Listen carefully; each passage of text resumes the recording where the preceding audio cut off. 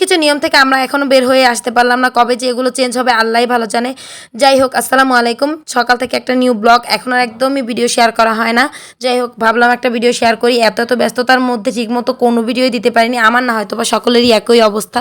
তো যাই হোক, এটা হচ্ছে ঈদের দ্বিতীয় দিনের ব্লগ। ভাবেন, এতদিন এটা আমার এডিট করা ছিল, কিন্তু আসলে ভয়েস দেওয়ার জন্য আমি এই ভিডিওটা দিতেই পারি নাই।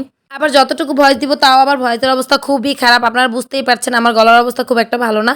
আমার এখানে কোল্ড অ্যালার্জির জন্য গলার মধ্যে একদম গলা ফুলে গেছে, এর জন্য ওষুধ খাচ্ছি কিন্তু ঠিক হচ্ছে না, যার কারণে একটু ভয়েস দিতে ইচ্ছে করে না। তো যাই হোক, ঈদের দ্বিতীয় দিন কী কী রান্না করলাম এটাই আজকে শেয়ার করবো আপনাদের সাথে। এখানে নিয়েছিলাম সাগরের মাছ রান্না করব। এটা হচ্ছে সাগরের মাছ, নামটা আমি জানি না, এটা মানে রূপচাঁদা মাছ ছিল। ওই মাছটাকে ভাজা করে তারপর ভুনা করা হবে, আর সাথে ওইখানে শাক রান্না হবে, ছোট ছোট চিংড়ি মাছ দিয়ে শাক রান্না করা হবে। আসলে কি সবাই একই অবস্থা, গরুর মাংস খেতে খেতে অবস্থা খারাপ। তো এখানে ভর্তা বাজি বা শাক রান্না হলে আসলে একটু ভাত খাওয়া যায়।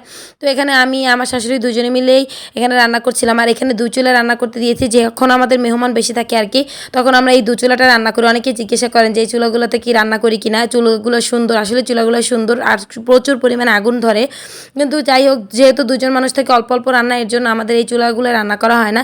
যখন অনেক অনেক মেহমান আসে তখন রান্না করি। তো এখানে নিয়েছিলাম চিংড়ি, শুটকি মাছ, শুটকি না, এটা ছোট ছোট চিংড়ি মাছ। এটাও ভর্তা করা হবে অনেক বেশি ঝাল দিয়ে। আসলে এই ভর্তা হলে না আসলে ভাত খাওয়া যায়। আসলে গরুর মাংস বা এইসব মাংস দিয়ে আপনি 2-3 দিন খেতে পারবেন, তার বেশি খেতে গেলে কিন্তু দেখবেন তৃপ্তি ভরে আপনি ভাত খেতে পারবেন না। তো যেই নিয়মটা চেঞ্জ করার কথা বলছিলাম, একটা নিয়ম আমি এখনো দেখলাম আমাদের সমাজে আছে, যতদিন পর্যন্ত না ঘরের মেয়ে বাবার বাড়িতে বেড়াতে আসে ততদিন পর্যন্ত ঘরের বউকে নাকি ঈদে বেড়াতে যেতে দেয় না। আসলে এই নিয়মগুলো অনেক আগে থেকেই দেখেছিলাম, কিন্তু এই নিয়মগুলো না আজও এখনো পাল্টায়নি। আমি মনে করি কি এর থেকে যার যার বাবার বাড়ি সেই মেয়েগুলো গিয়ে যার যার নিজের মতো করে রান্না বান্না করে খাওয়ারই একটা আনন্দ আলাদা। তো এখানে কি করে ঘরের বউদেরকে না যেতে দেয় না। তবে আমার ক্ষেত্রে কিন্তু এরকম না, আমার কিন্তু কোনো ননদই নেই আলহামদুলিল্লাহ, যারা আছে সব চাচাতো ননদ। তো আপনারা আবার ভাববেন না যে আমি আমার ক্ষেত্রে বলছি, আসলে না। তো এই জিনিসটা না আমার খারাপ লাগে। আমি এরকম দেখেছি অনেক জায়গায় বা ছোটোবেলায় শুনেছিও, এমনকি আমি আমার ঘরের মধ্যে আমার আম্মুকেও দেখেছিলাম, কিন্তু এই নিয়মগুলো এখনও আছে। আসলে এগুলো অবাক হই, কবে যে এগুলো পরিবর্তন হবে আমি বুঝি না। আর ওই ননদগুলোই বা কেমন, যে ভাবেই থাকবে তা তুমি আসতে পারো বাবার বাড়িতে, সে কেন আসতে পারবে না, এরকম কেন চিন্তা ভাবনা করে না আল্লাহই জানে। এরকম হলে হয়তো বা সবাই একরকম হলে হয়তো বা এরকম অশান্তি সমাজে আমাদের থাকতো না। তো এখানে আবার নিয়েছিলাম, এখানে কাঁঠালের বিচি ভর্তা করা হবে। আমি তো আগেই বলেছি যে এখানে 2-3 ধরনের ভর্তা করবো। আর এখানে হচ্ছে ঝুরা মাংস করা হবে, আপনারা হয়তো বা ঝুরা মাংস চিনেন। তো ঝুরা মাংস করা হবে এটা রান্নার জন্য।